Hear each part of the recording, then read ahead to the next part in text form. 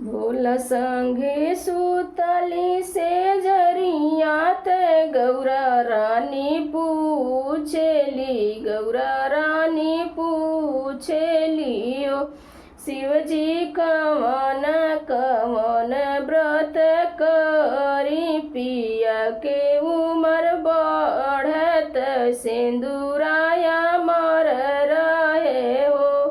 हे शिवजी कवन कवन व्रत करी पिया के उमर बढ़त सिंदूराया मर रहे हो।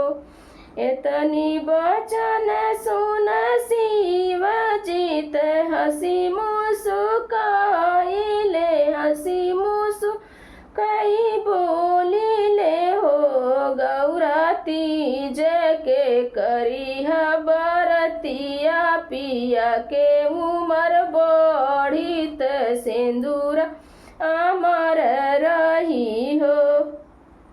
गौरा तीज के करिह बरतिया पिया के उमर बढ़ित सिंदूराया मर रही हो।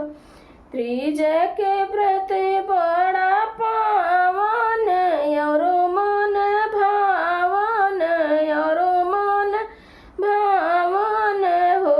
गौरा निर्जल करिह बाद के तीजियात शिव के पूजन करिह सोरहो सिंगार करिह ओ। गौरा निर्जल करिह भादो के तीजियात शिव के पूजन करिह सोरहो सिंगार करिह हो। गौरा सोरहो सिंगार तू करिह त शिव के पूजन जइह सिंदूराया मर हुई हो।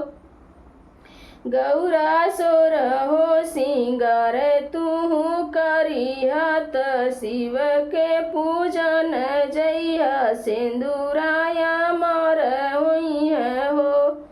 सबई सुहागिन करे बरतिया त पिया के उमर बढ़, पिया के उमर बढ़ हो। गौरा जन्म जन्म रहे ही वात सिंदूराया मर रहे सुखी परिवार रहे हो। ए गौरा जन्म जन्म एही बात रहे सिंदूराया मर रहे सुखी परिवार रहे हो। इतनी वचन सुनी गौरा सुनही नहीं पावेली, सुनही नहीं पावेली हो। गौरा कइली सोरहो सिंगारत शिव के पूजन गैली से नूराया मर कैली हो।